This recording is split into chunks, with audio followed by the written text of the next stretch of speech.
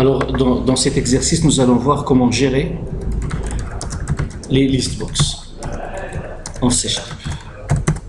Donc, on va apprendre à ajouter des éléments, supprimer des éléments, vider la liste, chercher des éléments, récupérer l'indice de l'élément sélectionné,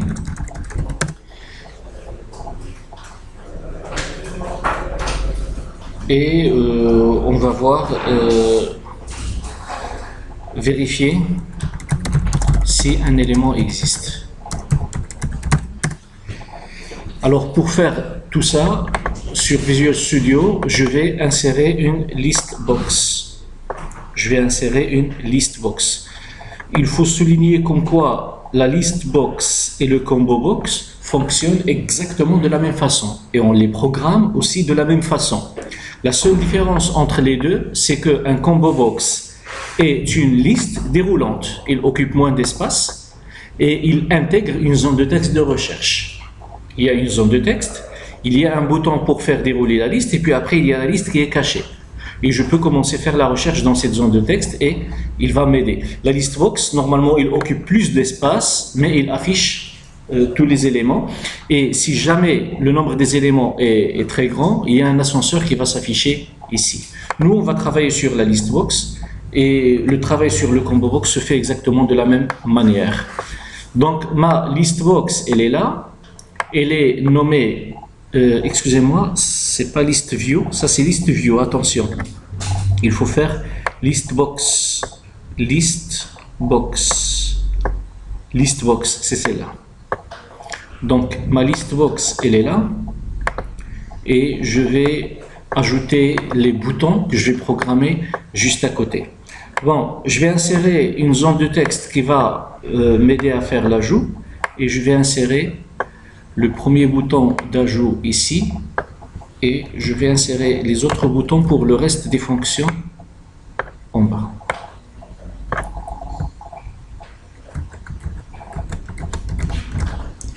Donc ces boutons-là, en utilisant les éléments de l'organisation, je vais les aligner et je vais les placer l'un à côté de l'autre. Comme ça. Très bien.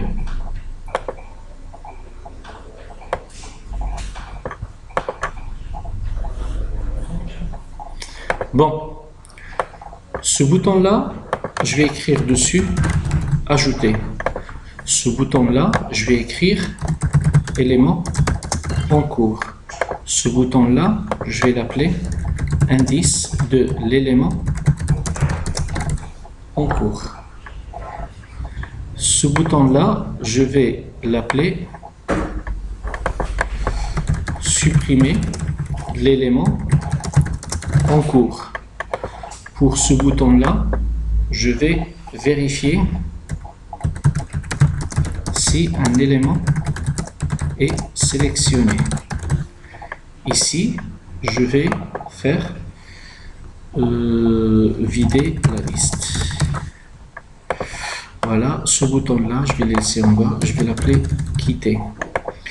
Et ces deux boutons, celui-là, je le place avant la suppression. Parce que normalement, il nous faut faire la suppression que lorsqu'on a un élément qui est sélectionné. Très bien. Donc ma zone de texte s'appelle textbox 1 et en cliquant sur le bouton ajouter, on va voir. Alors quand je clique sur le bouton ajouter, il doit ajouter le contenu de textbox 1 dans les éléments de listbox 1. Les éléments en anglais c'est items. Donc on va faire listbox1.items .add quoi. Donc comme on avait dit tout à l'heure, c'est une méthode, alors il doit contenir les deux parenthèses. Il doit contenir quoi? Textbox1. Texte. Donc là, normalement, ce que je vais taper ici dans ce texte sera ajouté dans la liste.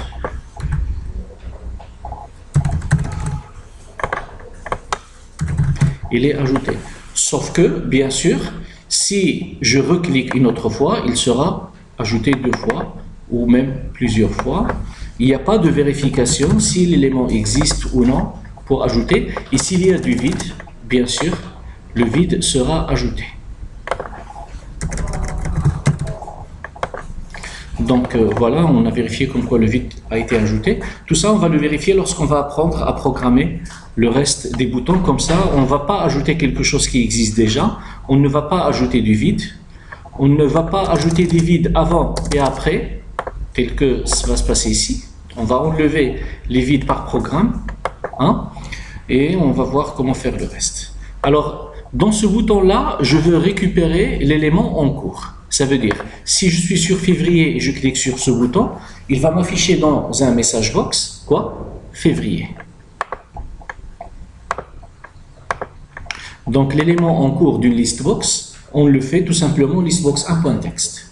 Donc, message box.show, hein, listbox 1.text. Donc là, c'est l'élément en cours. C'est pas l'indice de l'élément en cours, c'est le texte de l'élément en cours. Bien sûr, la liste elle est vide au départ. Même si j'ajoute, j'arrête l'application, je redémarre, il n'y a pas de persistance. Le contenu de la liste, elle est vidé.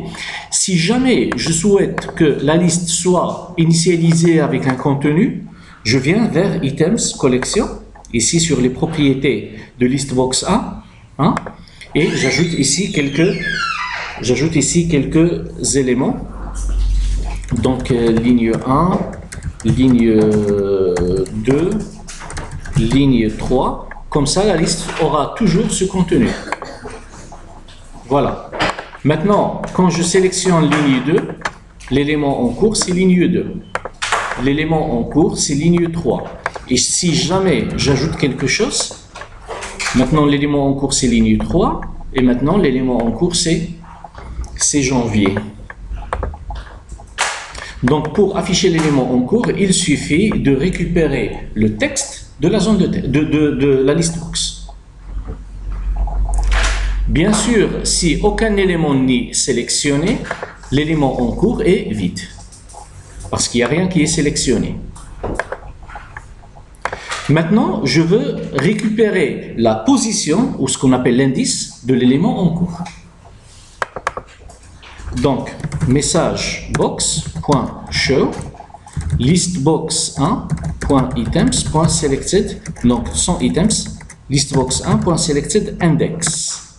Qu'est-ce que ça veut dire? Selected index, ça veut dire l'indice de l'élément sélectionné sur la listbox. Il ne faut pas écrire items. Et là, il me donne erreur. Pourquoi? Parce que l'indice est numérique. Show demande une chaîne de caractères.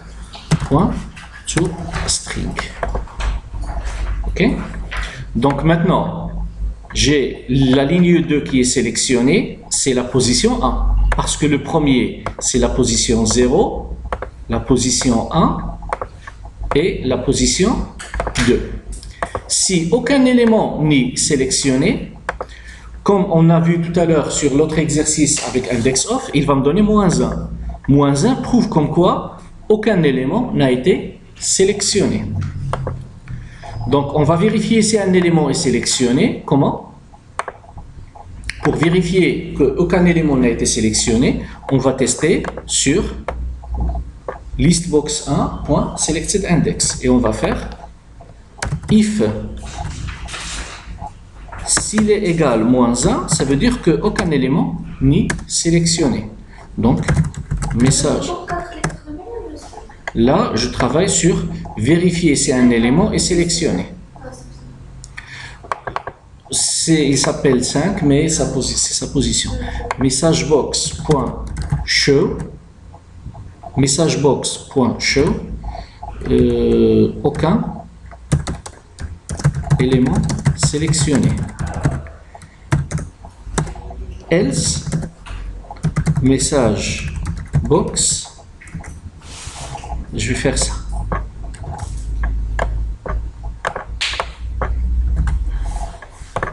Voilà. Donc maintenant, quand il y a une erreur, on va vérifier c'est quoi l'erreur. Il y a point virgule qui manque. Voilà, je l'ajoute. Donc là, l'erreur, il a été affiché ici. J'ai double-cliqué sur l'erreur, il m'a positionné dans l'endroit où il y avait l'erreur, je l'ai corrigé et l'erreur a disparu. Voilà, donc aucun élément n'est sélectionné. Si je clique sur cette vérification, il va me dire aucun élément sélectionné. Si maintenant je sélectionne, il va me dire que c'est l'élément 1 qui est sélectionné. Donc comme ça, je sais s'il y a un élément qui est sélectionné ou non. Et ça va me servir dans la suppression, parce que normalement dans la suppression, on ne supprime pas lorsqu'aucun élément n'est sélectionné. Donc sur la suppression, c'est très simple, c'est remove at. Donc la suppression, c'est là. Donc on fait listbox1.items.remove at. Remove at, la position en cours. Et comment on récupère la position en cours? C'est avec selected index. Donc là, il va supprimer à quelle position? Selected index. Mais attention, ça va nous causer un problème lorsqu'on n'a aucun élément. Là, le 2, il est supprimé sans aucun problème. Maintenant, aucun élément n'est sélectionné. Si je clique sur ce bouton-là, il se plante parce qu'il va essayer de supprimer le -1. -1, ça veut dire aucun. Donc là, invalide, la valeur -1 n'est pas valide pour index. On ne peut pas supprimer le -1. Ce qui fait, on ne va autoriser qu'il fasse remove at que si quoi? L'élément est différent de -1. L'élément sélectionné ou selected index est différent de -1. Donc, qu'est-ce que je vais faire? Si listbox1.selectedIndex est différent de -1, alors il fait la suppression. Sinon, il ne fait rien. Sinon, il peut me donner un message. Else, message box.show. Il faut sélectionner un élément pour faire la suppression. Point virgule. Voilà. Donc maintenant, si aucun élément n'est sélectionné, j'ai utilisé la vérification que j'avais ici. Si aucun élément n'est sélectionné, il ne supprime pas. S'il y a un élément qui est sélectionné, la suppression est réalisée. Alors maintenant, on va voir comment faire pour vider la liste. On va vider le tout. Alors pour vider le tout, on va faire clear. Vider la liste. Listbox1.items.clear. Donc là, c'est une méthode qui est vide. Add, c'est une méthode qu'on lui a donné un argument. Show est une méthode qu'on lui a donné un argument. Remove at est une méthode pour laquelle on a donné un argument. Mais clear, c'est une méthode. Donc il a besoin des parenthèses, mais il n'y a aucun argument. Il va tout supprimer. Donc quand je viens ici, quand je vais faire vider la liste, il va tout supprimer. Ok? Donc maintenant, ce que vous devez faire, en utilisant ce que je viens d'expliquer maintenant, quand je tape quelque chose qui existe, et on a fait la vérification, je vais l'ajouter. Si un élément existe, il ne doit pas l'ajouter. Je n'ai pas encore fait ça. Je vais ajouter un bouton. Et je vais écrire ici vérifier si un élément existe. Alors, vérifier si un élément existe, c'est avec contents. If listbox1.items.contents textbox1.text message box.show existe. Else, là j'ai pas besoin de ces accolades. Pourquoi? Parce que je n'ai qu'une seule instruction à l'intérieur de if.